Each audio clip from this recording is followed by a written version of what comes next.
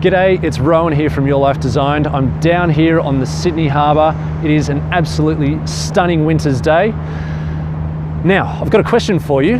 What is the similarity between what you do when you first wake up, what you have for breakfast, the time or times of day that you have a coffee, and let's say how you reward yourself with food or beverages?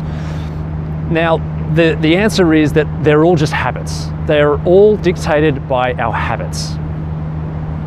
What I want to share with you today are 5 dietary and 1 psychological habit that I've changed in my life more recently that have just skyrocketed my energy levels. I'm feeling much more energetic than ever before.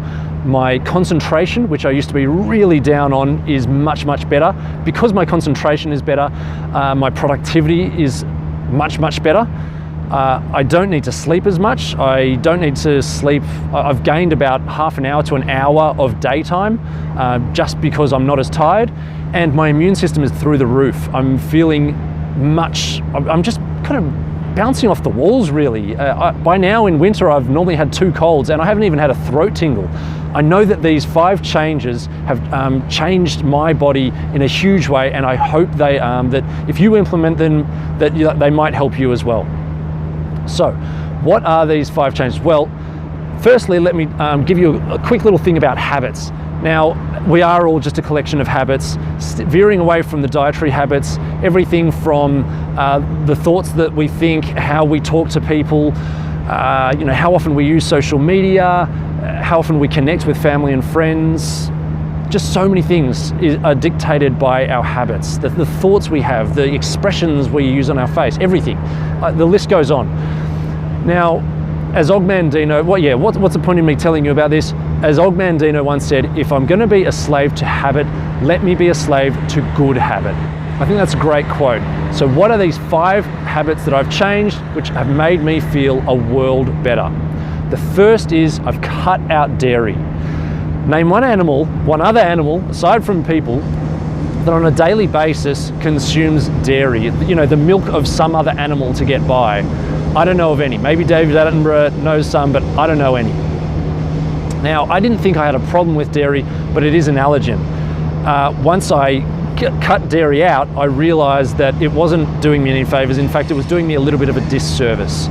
So I would have lashings of milk and dollops of yogurt on my breakfast. I'd have about a ½ kilo of dairy on my breakfast. That's about a pound of dairy on my breakfast, and I just didn't need it.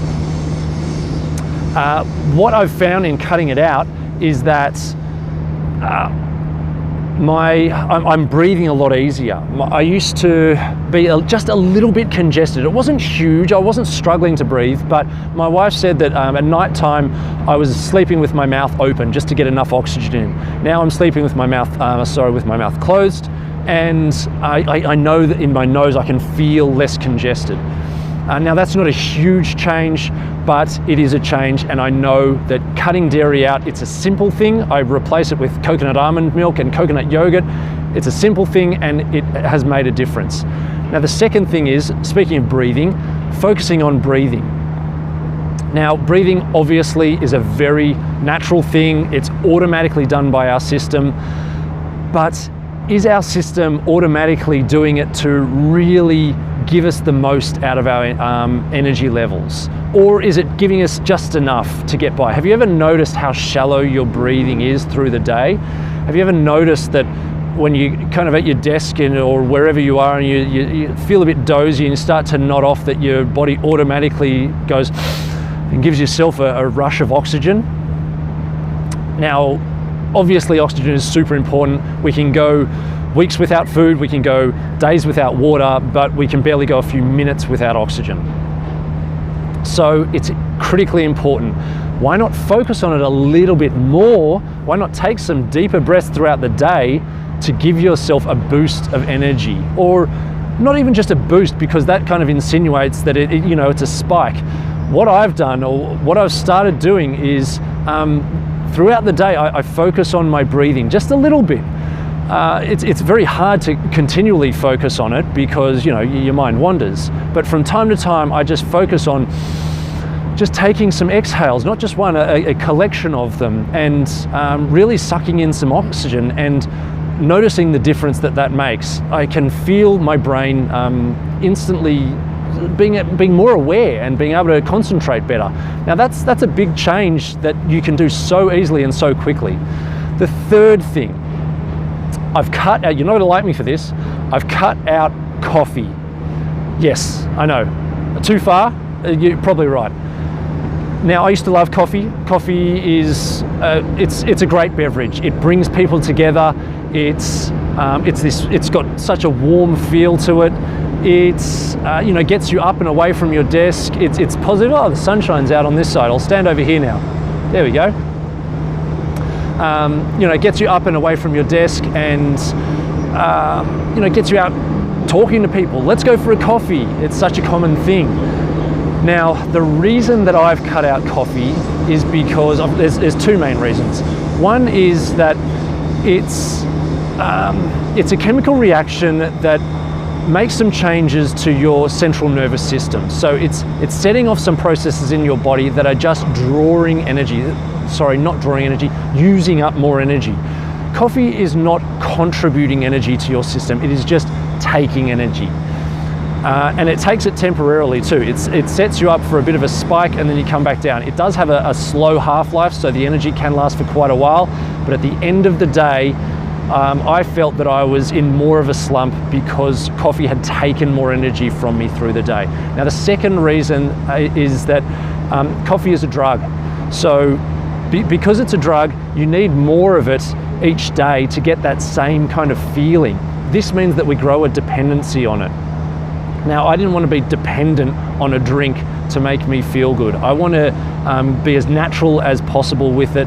And so I've found that just by cutting coffee out, my energy levels they don't spike as much. I don't have the highs and lows. I've got consistent, good energy all day long. This has been a game changer for me, and I dare you to try it. Now, the fourth is eat more greens. We've all heard it a million times, so I won't go into it too much. The only reason I bring this up is because I had a short stint where I was eating raw vegetarian food just for a couple of meals, and man, did I notice a difference. I was literally bouncing off the walls when I would eat these meals, and that just showed me how readily our body can break down the energy and nutrients from raw vegetarian food. So what I do these days is I eat vegetarian where I can. I'm still a meat eater. I think it's important to have balance and to have meat in your diet if you want meat in your diet. But I try to eat vegetarian wherever possible. And almost every lunchtime I'll have it. I'll have a raw vegetarian meal, and I've noticed that my energy levels and concentration through the afternoon is much, much better. I don't get that 2:30 slump anymore, which is great. Now, the fifth and final thing is psychology. Now, if you're feeling down, if you're feeling depressed, if you're feeling anxious, are your energy levels up or are they down? Are you feeling a bit in a slump? I'm sure you've noticed that when you're in a great mood, you're charging. Your energy levels are high. Sorry about the train, by the way. Your energy levels are high, you're peaking, you're thriving. Now, is it the mood that brings on the energy levels, or is it the energy levels that brings on the mood? Now, I argue that it is the mood that you can control that brings on the energy levels. So how do we bring on a different mood to increase our energy levels? 3 choices. The first is choose what you focus on. The second is choose how you react to whatever it is you're focusing on. And the third is choose the action that you take after these first 2 choices. So to break that down a little bit more, if you're focusing on uplifting, positive, happy, colorful, exhilarating things, how do you think you're going to feel? Energized or in a slump? Definitely energized. And how do you react to these things? Do you see these great things and go, oh, I'm kind of too cool for that, or oh, I'm not interested, or oh, those, happy people over there are annoying, or whatever like that? Or, or do you absorb this kind of stuff and let it let it control a great mood, and let it be uplifting and fulfilling and positive for you, because you will draw good energy from that. And then what are the actions that you take after that? If you're focusing on, something that could be uplifting and you react to it in a bad way, then do you choose to just kind of ignore it? Or do you see something that's uplifting? Do you respond to it in that kind of way and then become motivated, become inspired, bring on energy in that way? Now, that's kind of more in the self-development space. So if you're into that kind of thing, please subscribe to this channel so you don't miss out on any more. And I'll catch you again soon. Just before I go though, please leave a comment. And to recap on those 5 things, the first thing I did was I cut out dairy. Second, I focused on my breathing more. The third is cutting out coffee. The fourth is eating more greens, raw greens if you can. And 5, focus on your psychology. Let your psychology bring you energy and be an uplifting force for you. Hope you got something out of that. Take care. Have a great day. See you. Bye.